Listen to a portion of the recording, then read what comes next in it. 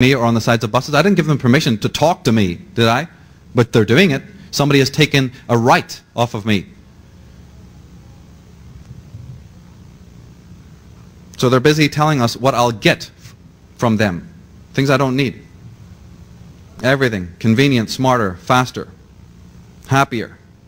Is that right? But they don't tell you the side effects, do they? They don't tell you about the disassociation, the dysfunctionality. The kids, the teens who are jaded, addicted, bipolar, suicidal, delinquent, sociopathic, institutionalized, possessed. You're literally climbing over people. They used to call it possession in the old days, you know, when the Meads took care of you, or the local witch doctor did his piece on you. They used to call you possessed. Well, we are still possessed today. Actually, if you ask any churchmen, they'll tell you that the rate of possession has gone up since the advent of the television. Oh yeah.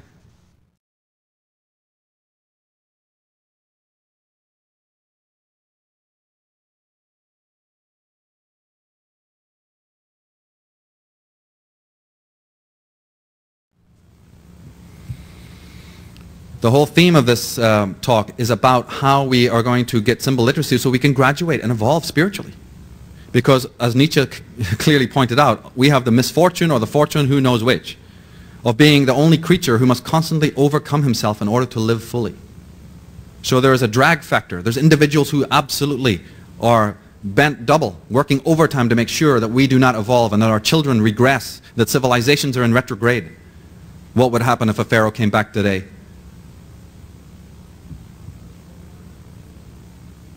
And some of the techniques that they use in this psychic dictatorship are words, symbols, colors, rhythms, light, movement, mudras, which means hand positions, gestures, which have been used for aeons as means of spiritualization, used by cults, infused with mysticism, are now being used on us for quite an opposite agenda.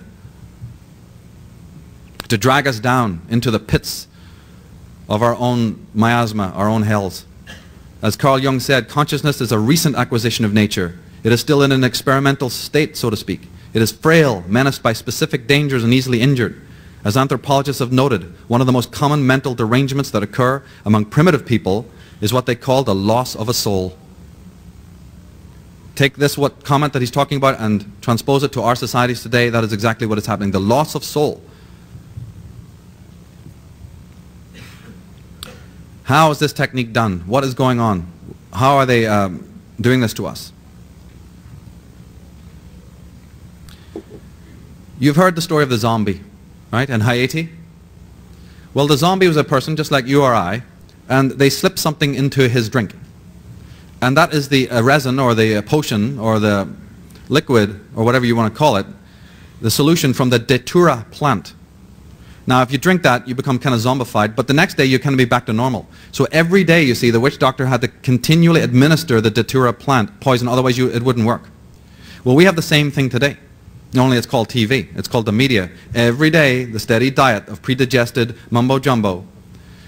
And it really reminded me of this wonderful movie called The Devil Rides Out, in which the satanic characters, and he's busy hypnotizing somebody. He says that your will is leaving you, slipping away, and you are beneath my influence. Though your eyes are open and you seem aware, you are in fact asleep. Your faculties dormant, your ability to act and think subservient to my will. That is the agenda. The consequence on the grassroots level is that we are running around shopping malls, busy spending and buying and being busy with all of that. 6 hours a week. 6 hours a week the average person spends shopping, as opposed to 40 minutes a week with their children, and then we wonder why we got problems. Research has shown that in the first few milliseconds of your perceiving something, we do not only unconsciously comprehend what it is, but we decide whether or not we like it. The cognitive unconscious presents our awareness with not just the identity of what we see, but an opinion about it. Our emotions have a mind of their own, one which can hold views quite independently of your rational mind.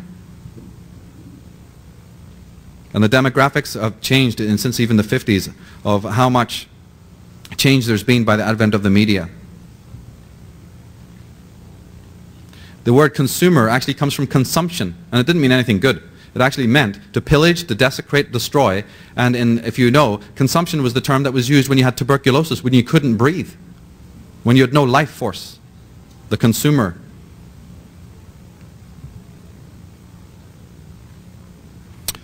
Well, before we get to how they're doing it, we got to say who is doing it. So a little recap on the fact of other things that you've heard here is that there is an occult history of America.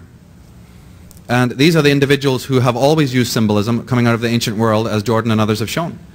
The man on the left is Adam Weishaupt, who was the head of the Illuminati, whose origin date was May 1st, 1776, quite close to July 4th, 1776, the founding of America.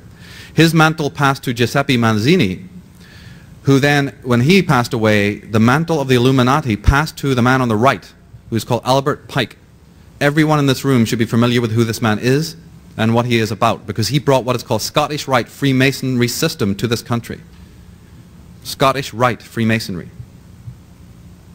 And the symbols on the dollar bill are the hallmarks of this order, this secret society that George Washington and other of your founding fathers were warning about. If you go to the memoirs and read it, they were Freemasons. But Freemasonry was a positive, basically philanthropic society at that time, and was infused by these negative elements from Bavaria and from the old world of Europe. And they warned against it. In fact, the Duke of Brunswick, the head of Grand World Freemasonry, had stood up in the 17th century and asked for the disbanding of World Freemasonry completely, because he was aware that it had been infused with negative elements of Illuminist philosophy. And George Washington and others in this country did likewise. Unfortunately, nothing happened.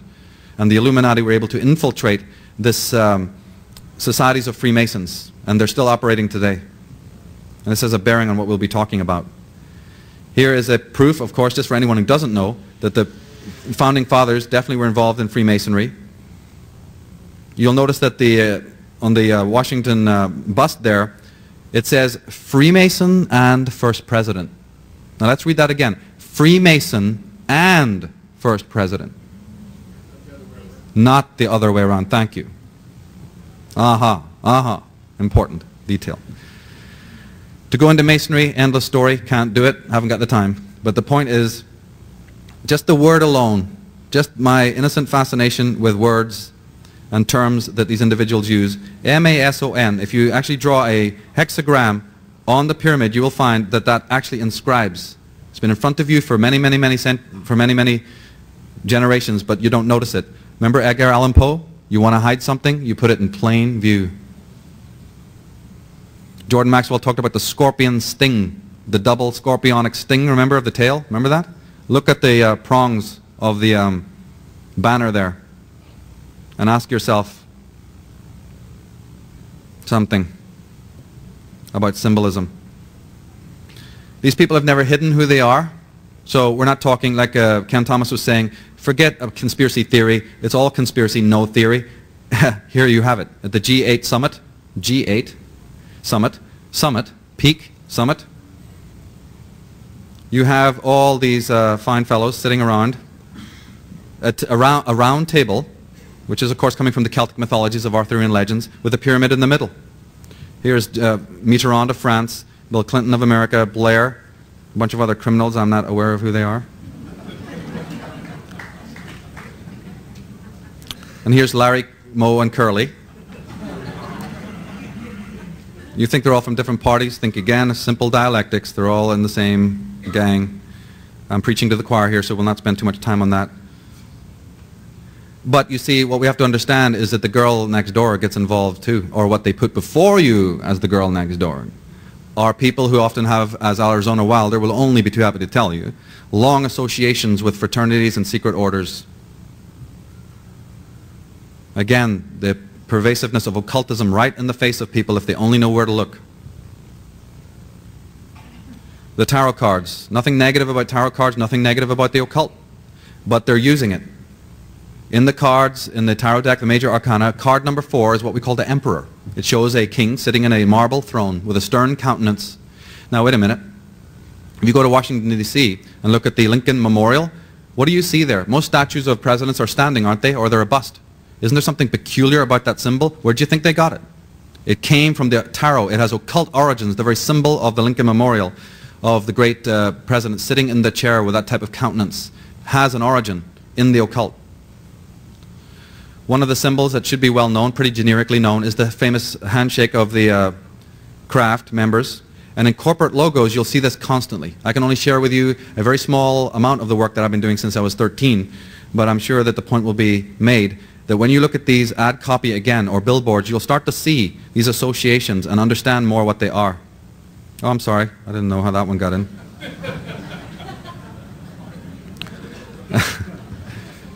Anyway, the Masons refer to their own procedures, their own teachings as the craft. If you get into studying the, Jordan Maxwell has labored for years to discover